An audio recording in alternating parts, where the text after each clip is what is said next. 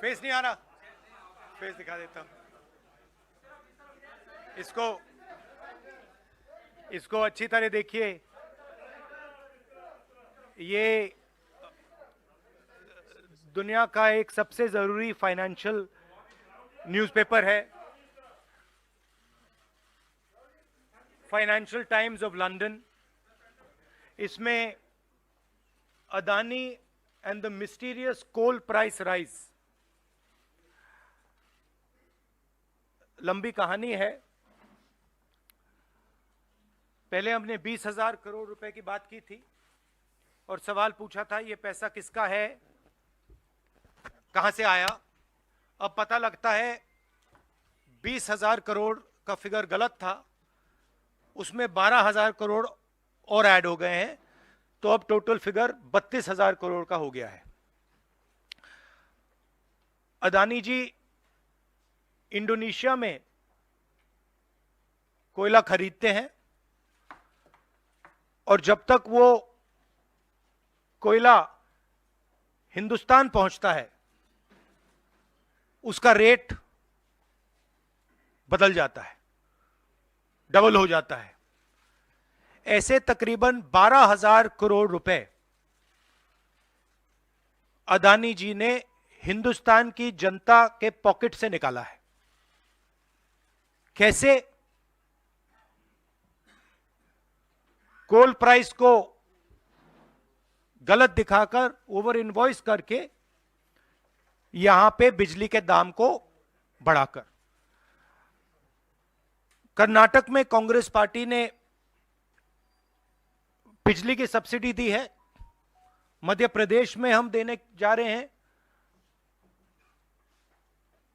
अब पता लगता है कि इसका कारण अदानी जी हैं। तो हिंदुस्तान के नागरिकों को यह समझना है कि जो आपका बिजली का बिल बढ़ता जा रहा है, इसमें से 12,000 करोड़ रुपए आपकी जेब में से सीधा अदानी जी ने लिए हैं। और ये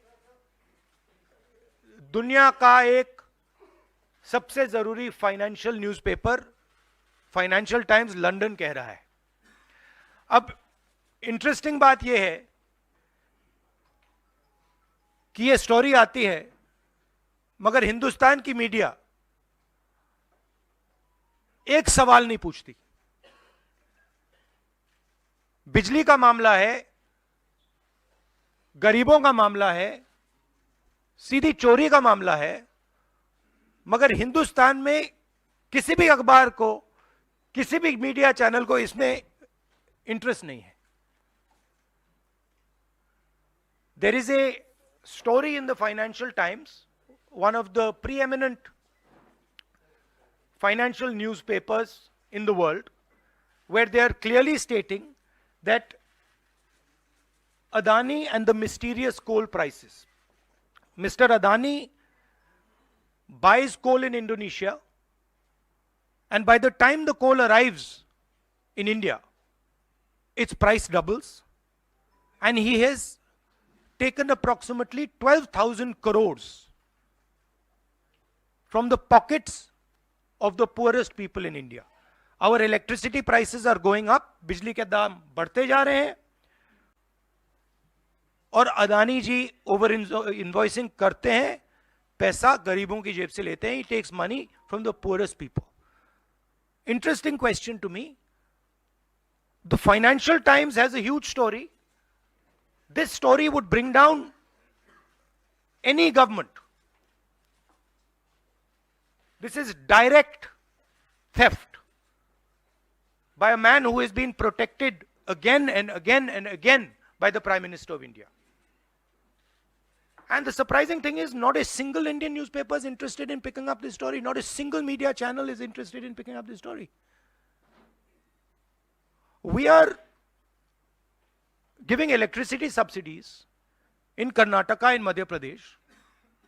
And while we are giving electricity subsidies, Mr. Adani is over-invoicing coal and stealing directly from the people of India. And I don't understand why the Prime Minister doesn't comment on this.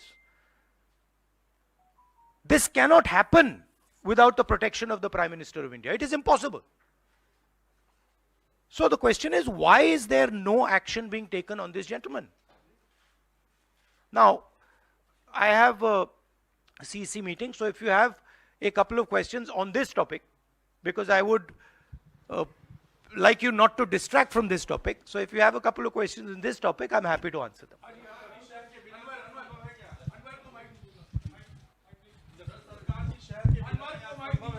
Hello बिल्कुल नहीं हुई। हाँ। Sir, आप लगातार इस मुद्दे को उठा रहे हैं और इसमें रोज एक नई कहानी जुड़ जाती है हर हफ्ते 10 दिन पर। सेबी भी जांच कर रही है और आप लोग लगातार जेपीसी की मांग कर रहे हैं। तो आपको लगता है कि सेबी की जांच से कोई नतीजा निकलेगा या कुछ और आप जेपीसी से ही लगातार आप इसको? सेबी ने सरकार को कहा कि हमें डॉक्यूमेंट्स नहीं मिल रहे हैं। सेबी सरकार के से कहती है हमें डॉक्यूमेंट्स नहीं मिल रहे हैं, मगर इन लोगों को डॉक्यूमेंट्स मिल रहे हैं। फाइनेंशियल टाइम्स को सारे डॉक्यूमेंट्स मिल गए और हमारी यहां पे सेबी कह रही है हमें डॉक्यूमेंट्स नहीं मिल रहे हैं। तो साफ मामला है, हाईएस्ट लेवल ऑफ गवर्नमेंट से प्रोटेक्शन है, प्राइम मिनिस्टर का प्रोटेक्शन है,